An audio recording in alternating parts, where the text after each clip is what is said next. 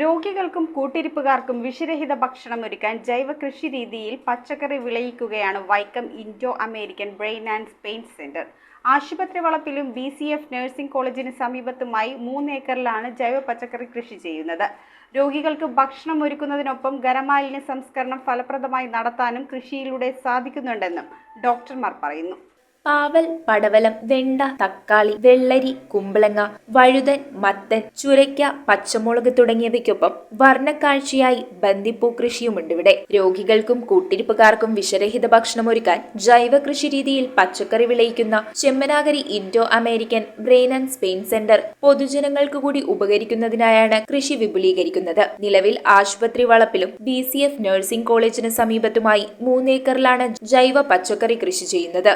ജൈവ കൃഷിയിലൂടെ വിഷരഹിതമായ പഴം, പച്ചക്കറികളും മത്സ്യവും ഉൽപ്പാദിപ്പിക്കണമെന്ന കേരളത്തിലെ ആദ്യ ന്യൂറോളജിസ്റ്റും ആശുപത്രി സ്ഥാപകനുമായ ഡോക്ടർ കുമാർ ബാഹുലേന്റെ നിർദ്ദേശപ്രകാരമാണ് ജൈവ കൃഷി ആരംഭിച്ചത്. അധ്വാനത്തിന്റെ മഹത്വത്തിന് വില കൽപ്പിക്കുന്ന ഡോക്ടർ കുമാർ ബാഹുലേൻ 97ന്റെ നിറവിലാണിപ്പോൾ. ആശുപത്രി വളപ്പിൽ വിളയിച്ച ചുരയ്ക്കയും വെള്ളരിയുമൊക്കെ എടുത്തു നോക്കിയ ഡോക്ടർ കുമാർ ബാഹുലേൻ പൂർണ്ണമായും ജൈവ രീതിയിൽ കൃഷി ചെയ്തതിനാൽ ഇത് വിശ്വസിച്ച് കഴിക്കാമെന്ന് പറഞ്ഞു. നല്ല ഭക്ഷണം കൊടുക്കണം എന്നുള്ള ഉദ്ദേശത്തോടുകൂടി ജൈവ രീതിയിൽ പച്ചക്കറി കൃഷി തുടങ്ങി.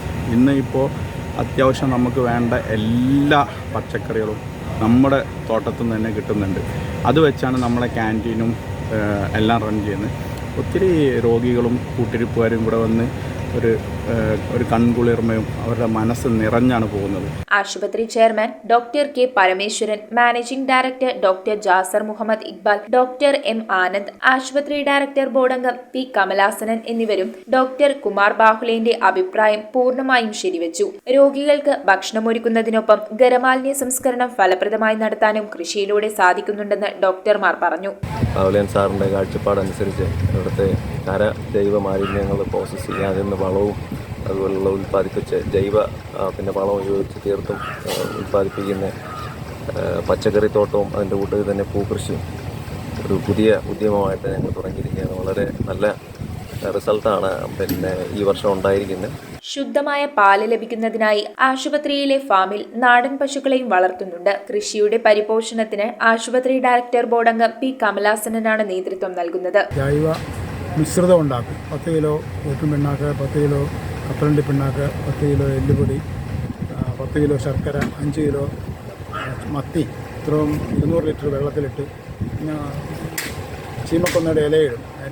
പച്ചിലയിട്ട് 15 ദിവസം കഴിയുമ്പോൾ അത് കോരിയെടുത്തിട്ട് 1 ലിറ്ററിനകത്ത് 10 ലിറ്റർ വെള്ളം ചേർത്ത് ഡൈല്യൂട്ട് ചെയ്ത് ചെടിയുടെ ചുവട്ടിൽ ഒഴിച്ചു കൊടുക്കും. അതാണ് ഞങ്ങളുടെ പ്രധാന പാഠം. പ്രദേശവാസികൾക്ക് കൂടി വിഷമയമില്ലാത്ത പച്ചക്കറി മിതമായ വിലയ്ക്ക് നൽകാനും ജൈവ പച്ചക്കറി കൃഷിയെ പ്രോത്സാഹിപ്പിക്കാനും കൃഷിയുമായി കുടുംബങ്ങളെ അടുപ്പിക്കുന്നതിനുമാണ് പുതിയതായി 5 ഏക്കറിൽ കൂടി കൃഷി വ്യാപിപ്പിക്കുന്നതെന്ന് ആശുപത്രി ചെയർമാൻ ഡോക്ടർ K പരമേശ്വരനും managing director doctor Jasar Muhammad ഇക്ബാലും പറഞ്ഞു. News bureau, Vaikom.